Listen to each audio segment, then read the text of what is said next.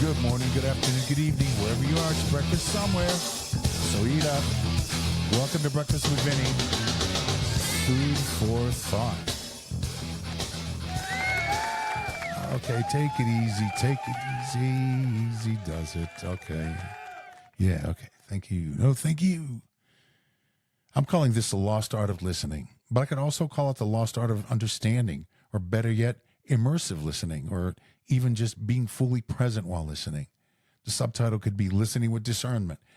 But as I outline here, the discernment comes as a result of immersive listening. So do we really listen? When we think we're listening, how much do we perceive or understand or just take in? As my wife would say, people hear what they want to hear and see what they want to see. Wise words, and I concur. So what do we want to hear and what do we filter out and why? Well, without taking each of those parts of the question and answering them serially, I'll hope to answer in what follows here. Besides the question of do we really listen, I'll give us humans a little break here, just a little one. Not invoking victimhood by any means, but by saying that the way that we listen has changed quite a bit, and so I posit that the effect of that is that it by default changed or changes how we listen, as well as to what extent and what we actually perceive. As technology advances, so often does convenience, and for every gain there's something lost. Waxing nostalgic again? Not at all. Before any other communicative technology, other than a quill pen and parchment, giving way to paper, then the printing press, people thought about what they're going to say to each other and had the opportunity to reflect upon it in letter writing. And the recipient could also reflect on what was written to them. As this slower, semi-permanent state of thought and idea transference took place, we could slowly digest it and reflect and have a rich abundance of imaginative musings about it, much like slow cooking and mindful eating versus fast food. Now, maybe it's easier to see how I'm not waxing nostalgic here. In addition to that, communications took place face-to-face in the workplace and at home with the family, at the dinner table, for example, to share and reflect on their day and just communicating one-on-one in general. There were no added distractions other than maybe a dog barking or rooster crowing in the morning bringing in the dawn. We listened to each other. And if someone felt that they weren't listened to, or there was some unjust communication that took place, it could be worked out again in the same way, as there was nowhere to hide except maybe under the bed, unlike getting an email telling you that you're fired. Then people read books, and maybe they talked about them and shared their ideas about what they had read. Once again, we needed to be present to listen to each other, and the comprehension level and length of attention was greater simply because of the modalities. If we regress even further here, if only for a moment, apparently the relaying of the great spiritual books was done orally as per the tradition then. The amount of comprehension then, infused with the massive memory capacity, is staggering. That's yet another level of perspective to consider in what we're discussing here. We can now fast forward to the age of the radio and the early record player. The advent of these technologies might be said to involve passive listening. Now, that doesn't imply a lack of understanding or a deficit in our basic ability to listen and listen with understanding and perception and discernment. Not at all. But at some point, us being recipients of information without the means of responding in a give and take exchange of ideas, were subject to manipulation and the shaping of public opinion through propagandistic techniques. Eventually, beyond our scope of awareness, our thoughts and opinions were being shaped for us without us even knowing or realizing it. This is known data admitted by those who employed the techniques. But on a more even tone here, we could listen to stories being told, radio shows, like plays, but without seeing them so as to engage our imaginations in the same ways we would reading a book. It was passive listening, yes, but it too could be considered immersive listening, as it doesn't need to involve a conversational exchange. It's a presence. It's being fully present and attentive. And when we listened to records, it could be likened to a ceremony, the unwrapping, the careful removal of the vinyl disc. Beginning side one as we got comfortable and had the cover art and the liner notes ready.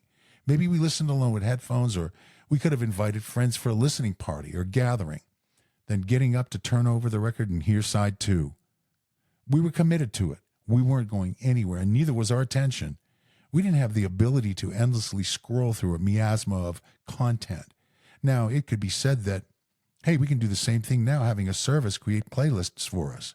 Yes, we can, and often many of the songs are from varied artists that we like, and so we get that variety. And yet, with that seeming advantage, it is still situationally different. We have more choices available instantly, so we are now not paying attention to the one artist and the one album, which is a carefully curated collection of songs made up to not only stand alone, but together to tell a story, and to be a segment of a larger story of the artist's longer story and development and creative output. Therein lies the difference. To put that in a broader context, I'll briefly repeat my prior statement of getting an email to tell you that you've been fired. We have more ways to keep each other at arm's length now. If we do that, how can we be listening to anything really, let alone be forced to communicate effectively and immediately in the first place? When we're used to slow listening, we don't discard a song or an album quickly. We'll listen repeatedly and often hear things on the fifth or the eighth listen that we may not have noticed, or maybe there will be a new reveal lyrically, some new revelation, something afresh. Of course, it happens in the movies all the time, as it's certainly no surprise that it can't all be taken in on the first view. But we often don't mind several viewings of movies, and we have to remain stationary while watching a movie, the same way that we once did when listening to vinyl albums. Sure, we could put on the album and wander around the house, but the nature of the medium itself invited a more complete immersion. We all know the effects that music has on us, like the Mozart effect, and that jazz music can promote theta brainwaves and improve memory, mood, and verbal abilities, according to a study done by Johns Hopkins University. But now, beyond studies and data and statistics and all of that, we're talking about listening mindfully and how that can affect our experience of listening, not only immediately, but also in cultivating the awareness of our thoughts that can interfere with fully listening and effective communication as well. When I first started taking photographs and really paying attention to taking photographs, I realized that what had happened as I pursued my newfound hobby that I loved, it was teaching me how to see. That's the biggest thing that happened, more than light or composition or tricky little techniques in capturing or editing. No, seeing. It taught me how to see. It was like an entire vista had opened up to me that was previously closed for my own deficit of awareness. And I thought that I was seeing just fine before that. But doing something like photography shows us differently. It's been said that if you smile when you're talking to someone who can't see you, they can sense that you're smiling when you're speaking to them, and it has a positive effect, though they can't actually see you. There's a paper published online at NIH, National Library of Medicine, under the banner of Advances in Cognitive Psychology, titled Words That Move Us: The Effects of Sentences on Body Sway. After one experiment testing if reading various sentences resulted in changes in postural sway, the conclusion was that semantic processing reaches the motor periphery, leading to increased postural activity. What does this have to do with listening, you might ask? Everything, because the same sentences can be read to us, resulting in a physiological effect. A more direct example is cited by an article from the International Journal of Cognitive Research in Science, Engineering, and Education, Volume 1, Number 2, 2013, by Dr. Akapova Asya, Department of the English Language of Humanitarian Faculties, South Federal University in Russia, in which one of the statements is, quote, "Manipulation is realized when the listener cannot see the speaker's covered intentions behind what is actually being said." It continues, "Manipulation is a pragmatic aspect that achieves its goals without evident detection of communicative intention. The speaker wittingly chooses such form of utterance that lacks direct signals of his intentional condition. By increasing the level of inadequate perception of information field, manipulation widens illusionary subjective reality." End quote. It's also been said that 70% of communication is body language. However, it was Albert Mehrabian, who was a researcher of body language, that first broke down the components of a face-to-face conversation and found that communication is 55% nonverbal, 38% vocal, and 7% words only. All of this is also echoed in a summation or a takeaway of an article by Viviana Maria for the American Scientist called The Art and Science of Manipulative Language, saying that human communication takes place on several levels at once. Not just speech, gestures, and body language, but also messages that are implied but not explicitly uttered in words. The implicit level of communication can be a particularly effective channel for leading the recipients of a message to act or think in a specific way without directly questioning it. And by learning to spot implied messages in various forms of discourse, recipients gain the ability to examine such messages directly and thereby avoid being manipulated by them. I'm reminded of thumbnails that start with "the secret of," then fill in the blank. Like "the secret the pros know." What secret? Talent and hard work? Some secret, but it often causes the bait to be taken. Once I remember having a conversation with a Japanese person who didn't speak any English, and somehow, through sheer determination and a mutual willingness to understand each other, we understood each other and had a better conversation and understanding than I've had with many people speaking the same language as me. I've had conversations with people speaking the same language and dialect, and the lack of understanding was astounding. I also once had a conversation with a taxi driver who spoke Spanish, and I replied in my elementary Italian. Yet we understood each other quite well, not because of the similarities of some words to each other in both languages, but again because of a willingness and openness to communicate. He respected that I had tried my best, and I respected him as well. That's how it works. The reciprocal, the reciprocity. When we listen without interrupting, it shows the person speaking that what they say matters to us, that they matter to us, and it allows them to relax and flow better. By entrusting them with our listening care, we help that place to come forth. Now, all of this may be painfully obvious to us, but unless we actually do it, we can't know how much we're actually not doing it, and we can't feel what happens to us when we do it. We automatically feel the difference. Why? Because if we're not used to doing it, then we will feel the urge to interrupt and respond just as we're used to doing. That might signal to the speaker that what we're saying by interrupting is more important than what they're saying, for one thing. And as we resist doing that, we can come to a realization that never happened before, a different feeling, a realization that we might be missing something by interrupting their flow because we have the urge to jump in.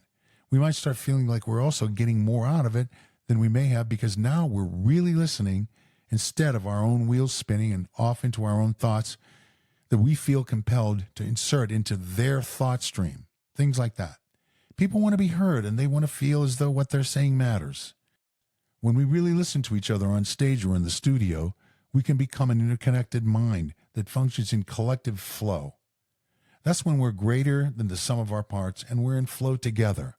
There's no thought, no judgment, no interruption, just a creative synergy. This is when music really comes alive. I've often thought and said that you can't force the muse, no matter how much you romance it. It knows better. It spots the counterfeit intent and will not allow entrance to that hallowed space where that intent just can't exist, because tainting the space closes it, much like you can't float with bricks tied to your ankles. Musically, in a live interactive ensemble situation, when a person's soloing, they're telling a story, and the story will develop. And as their story develops, we as supportive accompanists can also play an active role without necessarily interrupting, revealing that we indeed are listening, versus just introducing what we feel that the next step in the story should be. There is a difference, and to the attentive listener, the attentive audience, that difference can be perceived. As the soloist's story develops, they may introduce something that sounds like the analog to a character in a story, and we as active listening supporters can become that character and animate that character as we perceive the character, then engaging in a script or a dialogue or even a dance, as it were, becoming co-creators of that story without intruding, versus breaking down the door and suddenly barging in. Conversational as it may be, it's still the author's story, a script being written in real time. Again, the listening can give us that discernment, just as it can give us or help us develop discernment while listening to another speak. We pay attention and hear and understand things that we may not have understood had our own wheels been spinning and our attention been diverted there instead, whereby we're now pretend listening and not really there, just the illusion of being there. So how do we go about listening better? Well, I think that it all comes down to focus. We can listen to a piece of music and listen different ways each time to hone our focus. We can listen to the mix, the entirety of the mix. We can then ask ourselves questions about the mix, like, did the entire mix reflect the story? How? We can listen to various elements of the mix, and so on. In that way, we are redirecting our focus and sharpening our focus. We can listen to the lyrics alone if the piece contains vocals. We can then ask ourselves what the story said to us, etc. After listening with directed focus, we can then listen as a whole. At that point, we may perceive it in a completely different way, as well as even hearing things that we may have missed during focused listening. It can reveal and teach us much. And listening to the lyrical content can help us to truly listen linguistically as well as the other way around. Even though lyrics and storytelling are composed and arranged differently than normal or particulate speech, we can again glean much each way. As far as speech and reading are concerned, we can focus on syntax, tone, cadence of delivery, word meanings, and so forth. If we're watching someone speak or give a speech or presentation, we can again practice our focus that way. We can even watch with no sound. Then we can focus on body language, which often speaks volumes in and of itself. Then listen without watching, even if we've already seen it, as again, we will glean much using focus, which can help us to not be distracted by what we had just seen if we watched first.